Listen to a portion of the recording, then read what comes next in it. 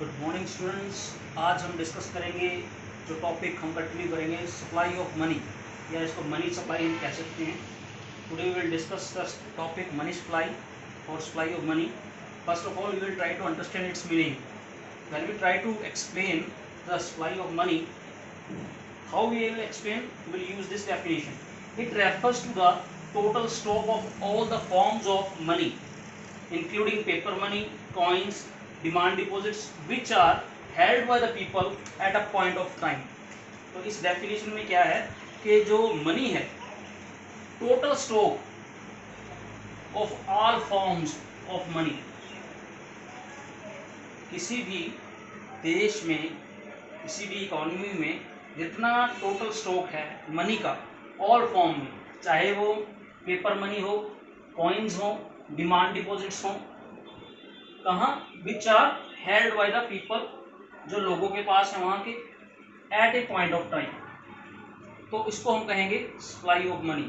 यानी कि किसी भी इकोनॉमी में किसी पॉइंट ऑफ टाइम का मीनिंग आज की डेट में अगर हम काउंट करें कि पूरी इकोनॉमी में कितनी मनी है, कितनी मनी का स्टॉक अवेलेबल है, कितने पेपर मनी है, कितने कॉइन्स हैं, कितना डिमांड डिपॉजिट्स है लोगों का, तो वो क्या कहलाएगा, सप्लाई ऑफ मनी या money supply.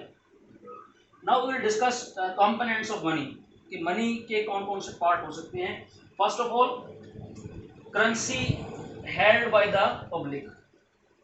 Currency held by the public, इसका मीनिंग क्या है कि हम लोग, जो किसी देश के इकोनॉमी के जो लोग हैं, उनके पास कितनी मनी उन्होंने अपने इन हैंड रखी हुई है, डेली ट्रांजैक्शंस के लिए जितनी भी मनी उनको चाहिए वो या फ्यूचर के लिए उनको जो चाहिए, जो उन्होंने अपने पास अपने वॉलेट में रखी हुई है, तो वो क्या कहलाएगी, currency held by the public.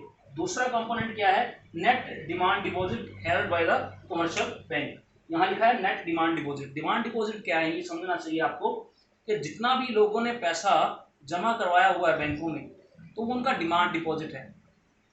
इसमें भी कई तरह के डिपॉजिट्स हैं, जैसे टर्म डिपॉजिट है, फिक्स डिपॉजिट जिसको हम बोल देते हैं, करंट अकाउंट है, इस तरह के अकाउंट हैं अलग अलग, वो भी हम डिस्कस करेंगे नेक्स्ट जब हम वीडियो बनाएंगे। फिलहाल डिमांड डिपॉजिट्स हम डिस्कस कर रहे हैं यहाँ। डिमांड डिपॉजिट्स क्या है कि लोगों का ऐसा बैंकों में पैसा जमा होना जो जब भी वो चाहें निकलवा सके।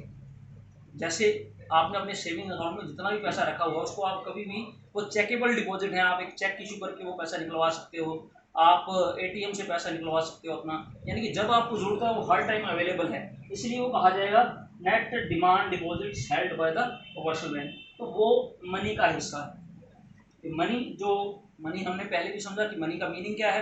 मनी का मीनिंग हमने देखा था कि एक ऐसा इंस्ट्रूमेंट जो इकोनॉमिक ट्रांजेक्शन, हमारे ट्रांजेक्शन करवाने में हेल्प करे। तो ये देखो, करेंसी जो इशू कर रखी है आरबीआई ने और गवर्नमेंट ऑफ इंडिया ने, वो लोगों के पास है, तो वो है, प्लस डिमांड डिपॉजिट, जितना भी पैसा लोगों का जमा है कमर्शियल बैंक्स में, वो भी मनी का हिस्सा है। तो ये दो खास कंपोनेंट हैं मनी के। अब हम समझते हैं मेजर्स ऑफ मनी सप्लाई, कि मनी सप्लाई को काउंट कैसे किया जाता है, कि कितनी मनी सप्लाई है। तो आज के टाइम में आरबीआई ने 4 तरह के मेजरमेंट बना रखे हैं, इनको हम समझते हैं।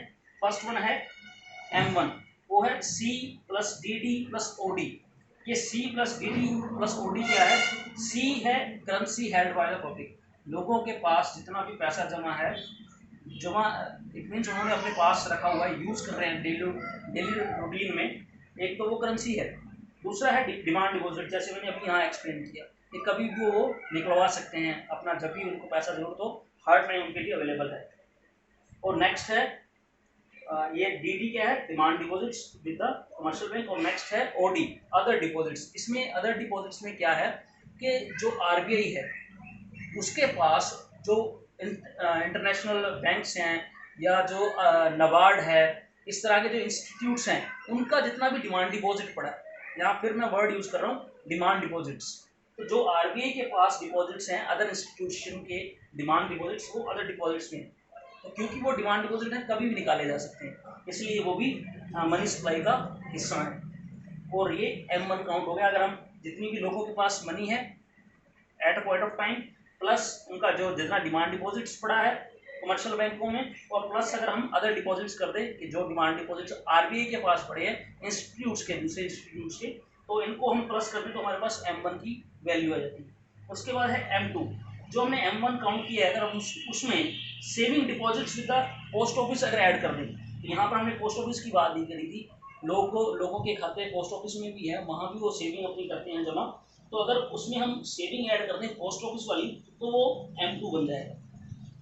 उसके बाद है M3, अगर हम M1 में net time deposits with bank अगर ऐड कर दें, net time deposits with bank क्या है कि जो लोगों ने टाइम डिपॉजिट्स यानी कि फिक्स डिपॉजिट्स, जो एक पर्टिकुलर फिक्स टाइम पीरियड के लिए वो पैसा उनका अलोक रहता है, उनके ऊपर उनको ज़्यादा ब्याज मिलता है, इसलिए वो ज़्यादा टाइम के लिए उसको डिपॉजिट में या फिक्स डिपॉजिट करते हैं ताकि उनको रेट ऑफ इंटरेस्ट हाई मिल जाए as compare to savings.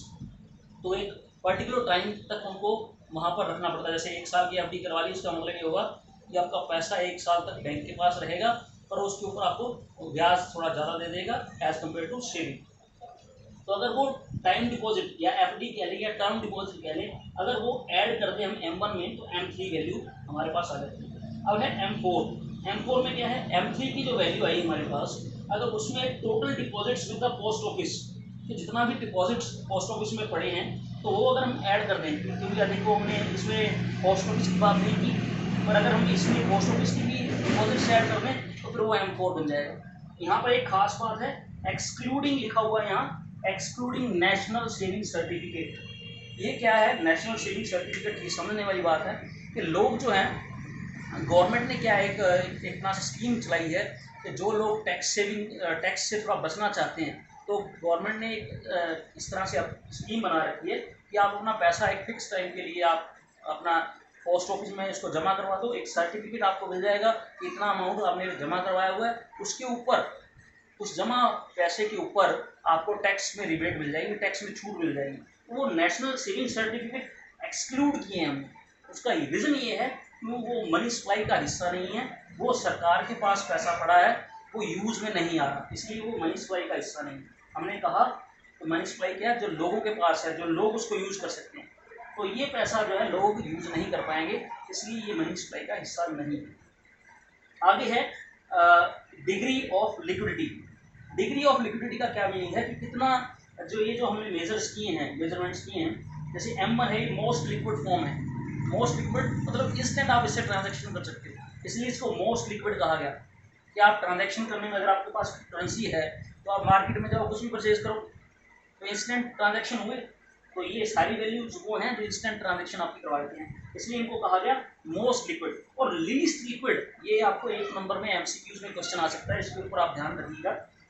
M4 है लीस्ट लिक्विड। लीस्ट लिक्विड मतलब, क्योंकि यहाँ पर देखिए आप इसमें टाइम डिपॉजिट आ गया, टाइम डिपॉजिट आ जाने से वो एक फिक्स टाइम के लिए एक डिपॉजिट है, उसको आप एकदम से लिक्विड में कन्वर्ट करने में आपको दिक्कत आएगी, जो तुरंत आप उसको लिक्विडिटी फॉर्म में यूज़ नहीं कर सकते, इसलिए उसको कहा जाता है लीस्ट लिक्विड। यहाँ पर आप देखो कि टोटल डिमांड डिपॉजिट्स जो हैं पोस्ट ऑफिस के वो सारे हैं, इसलिए ये लीस्ट इसको कहा जाएगा least liquid form.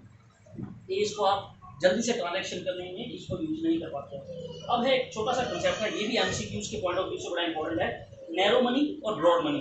Narrow money में क्या है, M1 और M2 की नैरो मनी है, M3 और M4 ब्रॉड मनी है। बड़ा सिंपल है इसको समझना, ये जो नैरो मनी है यानी कि कम वैल्यूज है, इसमें मनी की कम वैल्यूज हमने ऐड की, कम कंपोनेंट्स ऐड किए, लेकिन M3 और M4 में कंपोनेंट्स बढ़ जाते हैं, इसलिए हम इसको कहते हैं ब्रॉड मनी।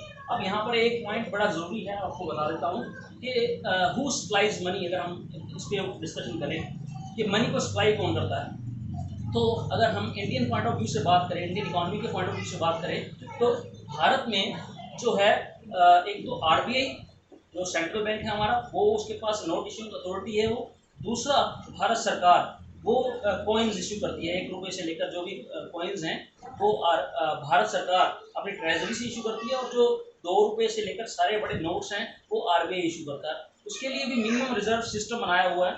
उस मिनिमम रिजर्व सिस्टम में क्या है कि अगर नए नोट तब इशू किए जाएंगे जब 200 करोड़ रुपए का जो RBI के पास एक मिनिमम रिजर्व हो, उस रिजर्व में क्या चीज़ होनी चाहिए, एक तो 115 करोड़ रुपए तक का गोल्ड प्लस फॉरेन सिक्योरिटीज होनी चाहिए, ताकि वो उसको इशू किया जा सके, प्लस 85 करोड़ रुपए जो है फॉरेन सिक्योरिटीज उसमें होनी चाहिए, यानी कि 15 करोड़ रुपये तक गोल्ड प्लस 85 जो करोड़ रुपीज़ की फॉरेन सिक्योरिटीज अगर उसमें रहती हैं तो फिर वो बन जाता है मिनिमम रिजर्व्स।